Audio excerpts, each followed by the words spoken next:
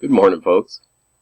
It's December 9th, 2015, and my name is Dan Hoquist. I guess I'm going to be Dan the Marfa Man. So I am your videographer about lines and art associated with the same style of artwork as in Nazca, Peru. This is found, something I discovered in Marfa, Texas in July, and I believe my first video was in August.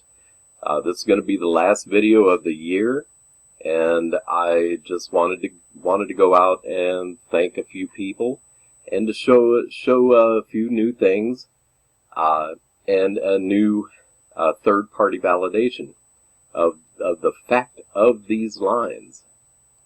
Now, this is an area that I've been working with. I call it a pike fish. It's got a long snout, very similar to an alligator, but I just see fins and finning. But the neat thing about this area is the texturing. Look at this. This is amazing. I don't know how in the world they did this stuff, but there's obviously a ton of stuff out here. This is something that looks a lot like an owl, I think. They had a habit of any time they did a wire glyph, they would also do a larger glyph in the mosaics and lines that they're using around this area. You can clearly see how the texturing of this area is significant to them somehow. So I'm going to be working with that over the Christmas holidays, and I hope you all have a very nice and happy holiday, no matter what faith you are. You know, it's nice to have a little bit of something called spirit. Now, what I did want to show you today was the number of geoglyphs that I've found in Marfa this year. This is Marfa, Texas. These are just the animals. This is the new one I call the crested seabird. And let me take you out there, if I can find it.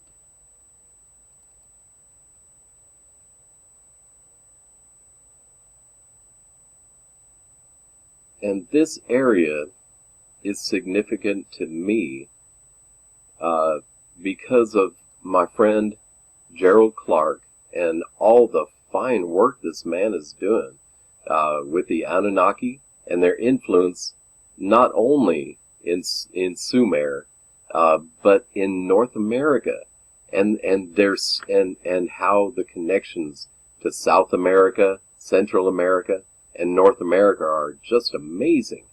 Now, this is called the Guatemala Stone edifice that Mr. Clark introduced in his last video, and he actually mentioned my video, which was I really thank him. Without his help, I could not have gone this far. What I want you to note are the stylized waves here, and this is what we have. I thought that it was kind of vaudevillian, but it's actually stylized in the Mayan tradition. I was kind of surprised. And Mr. Clark mentioned a boat. So let me take you to the boat. This is the second geoglyph that I had actually found in Marfa, Texas. The first being a kind of a Christian cross, you could say. Now, this was the second one, and this is what I found here, was a yin-yang symbol. And when I started drawing the lines, it became a foresail to a ship. And Mr. Gerald Clark mentioned that the Olmec came over in a ship Now I want you to see this guy. He's fairly new. This was not here when I had discovered this originally. So I think this might be a picture of the captain. He's looking at a star area or something like a star with a big tail. I have a feeling that might be a ship that he was following, but you can see this area is outlined. He is pointing and connected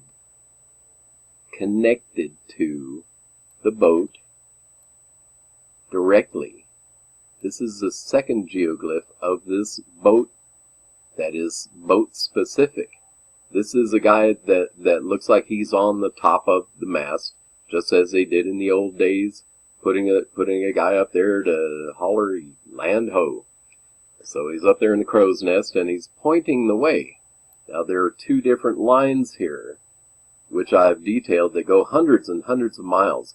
This line goes to the southwest towards Central America. This one goes to the west, out towards the California area, which I thought is kind of neat. I think we have California connections here too. Now, this might actually be another glyph here, but notice he's pointing directly to the matriarch pharaoh figure, which is so prominent in Marfa. And by the way, the matriarch is looking, her eyes are looking off in a solstice direction. And I think that is significant, but we shall see. Anyway, there's the rudder, the keel, the sails, the billowing, and this right here looks to me something like the Vikings had on their ships that denoted a shield, but the shield is of a flying disc, and that's very significant. I think most of these UFO sightings are probably Anunnaki returned, and I might be wrong, but there are more and more of them every day, and I can tell you that there has to be some connection. Anyway, I wanted today to show you this. This is my third-party validation of the Marfa, Texas area. Mr. Hendricks went out in December 26th of 1991, and he detailed his visit. What is neat about Mr. Hendricks is that he's also an electrical engineer like Mr. Gerald Clark is. This is a extremely detailed how he went out there specifically to detail the Marfa Lights in 91. Now we have satellite, and I've been in touch with him because of a man named Robert Morningstar, who very kindly put me in touch with this gentleman. This is his statement about making an audio frequency electromagnetic radiation detector, and he was out there looking for ELF, extreme low frequency noises caused by electromagnetic radiation. He didn't find that. What he did find were these whistling events upon going back over the material, and I believe that this area is actually a timed plasmic electric area, and this is technology that they were using as a plasma technology. In this, he arrives at the Marfa viewing lights area, which is also covering up a great artifact. I believe that they did it on purpose, thinking it was a Star of David, and they must have been afraid of the Nazis finding that Star of David or something, and decided to cover it up somehow. So they put an airport directly over it. Now it's not there, and that's why we can all go out now, because the FAA has removed the military restrictions that they had. And yes, I was able to participate in reducing the restrictions. So, you know, I don't want a pat on the back. I just want people to go out there, spend your money, rent some vehicles, take your drones. I know in Texas they have some weird drone laws now, but this area has got to be spectacular whenever there's any kind of electrical storm. He details this as there was a storm to the southwest, and he didn't think there was a connection, but there obviously was. He details exactly how the lights move, and that they seem to have some kind of an electrical connection to them. I've got a video about all the connectors of these lines. These lines are all connected to varying kind of timer devices, and they're all art themselves. No two are alike. Anyway, please read this man's description, and I am going to leave a link to him in the description of the video here. And along with, I wanted to thank several people, as well as Mr. Hendricks. I wanted to thank Robert Morningstar. I wanted to thank Dr. J Radio Live. You can find him on the Dark Matters Radio Network Tuesdays and Thursdays from 7 to 9 p.m. He is an extremely devoted person to the matter of disclosure, and is also Art Bell's producer too. So I wanted to thank him for letting me yak away. So here it is. Mr. Gerald Clark has been an amazing help to me. I cannot tell you how him and his wife. His wife makes some very good extracts. If you're interested in health, she does a business called the Artistic Vegan, and she is very good.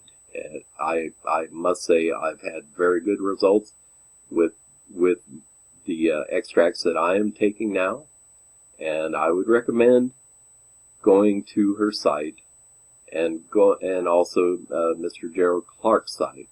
He also sells Starfire products there, which are the monoatomic gold products.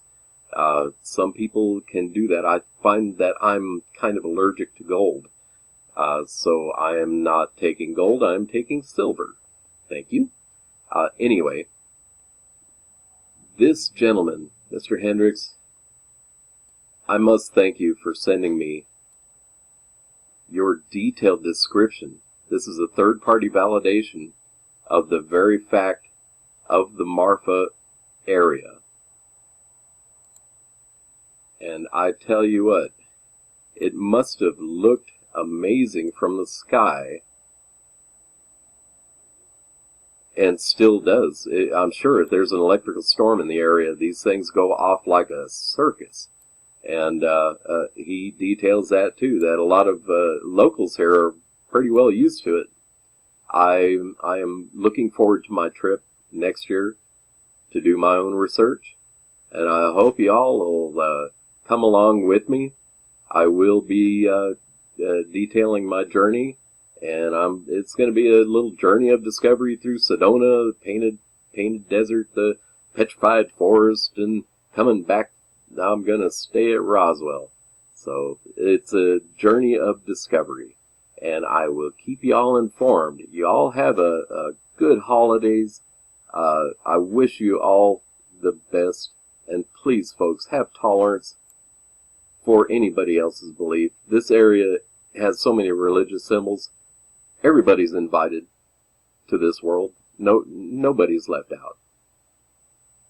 Thank you very much.